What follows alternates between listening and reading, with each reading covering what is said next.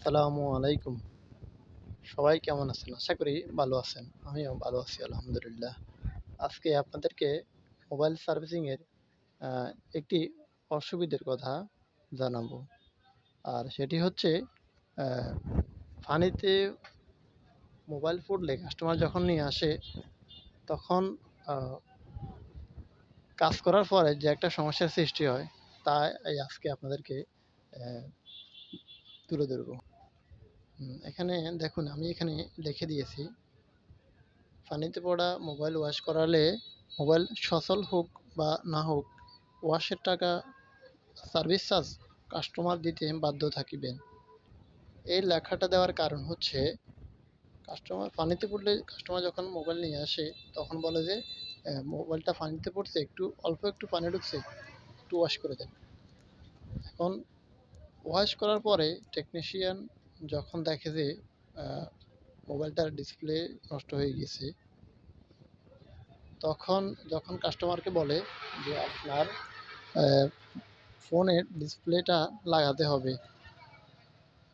তো কাস্টমাররা যদি ভালো হয় তাহলে বলে যে লাগান কত টাকা আসবে বা কি আসবে সেগুলো বলে। আর যদি বেশিরভাগই গাঁট তেড়া কাস্টমার হয় তখন বলে না লাগাবো না। তো তখন যখন আপনি ফোনটি তাকে দিয়ে দিবেন তখন কাস্টমার সোজা চলে যাবে দোকান থেকে বের হয়ে। তো আপনি যখন বলবেন ওয়াশের টাকা দিন তখন কাস্টমার বলবে কিসের টাকা? মোবাইল তো আ ঠিক হয়নি। তো ওই মুহূর্তে যারা মোবাইল টেকনিশিয়ান আছেন, যারা মোবাইল কাজ করেন, তারা বুঝবেন কথাটা কিরকম আ কষ্ট লাগে।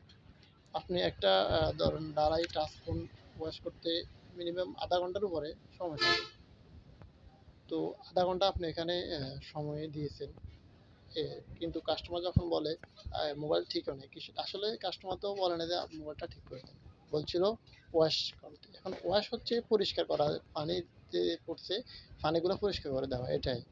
কিন্তু কাস্টমার কাজ করার ফলে বলে যে মোবাইলটা ঠিক হয় নাই, কিসের টাকা? তখন একটু কষ্ট লাগে। তখন আহ আমার ক্ষেত্রে মনে হয় আসলে মোবাইল সার্ভিসিং জগতে না আসাই ভালো।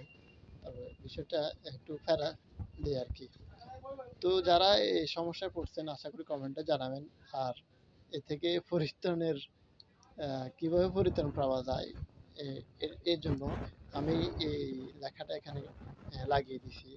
লাগিয়ে দেওয়ার পরেও কাস্টমারকে বলি যে আপনার ফোন অ্যা পানিতে পড়া শুধু পানিতে পড়া মোবাইলই এর ক্ষেত্রে এটা প্রযোজ্য যে আপনার ফোন যদি ঠিক হয় তাহলেও আপনি ওয়াশের টাকা বা সার্ভিস চার্জটা দিবেন।